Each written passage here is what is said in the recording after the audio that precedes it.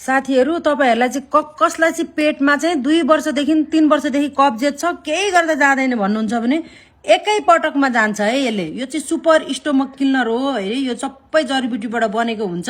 यो चाहिँ तपाईले चाहिँ यसले जस्तो सुकै टोयलेट जाम भएकोलाई चाहिँ है टोयलेट यदि जाम भएको छ भने चाहिँ यसरी 1 चम्चा यसरी राख्नुस् है।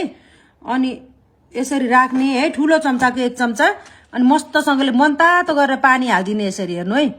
तपाईहरुको पेटको आन्द्राको सबै यो खाएपछि बिहान चाहिँ दिशा चाहिँ यस्तो कालो आउँछ हेर्न पर्छ।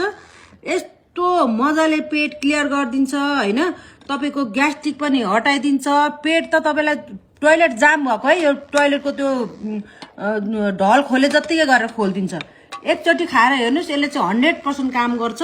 यो के भन्दै हुन्छ भनेर नसम्झिनु होला। खानु सुपर स्टोमक क्लिनर हो यो। यसरी बाक्लो हुन्छ। यसमा चाहिँ पानी थप्दै झन्डै मैले चाहिँ 1 लिटर पानी जतिमा खानु भन्छु हैन। त्यसरी खानुस् जस्तो सुकै टोयलेट बन्द भएको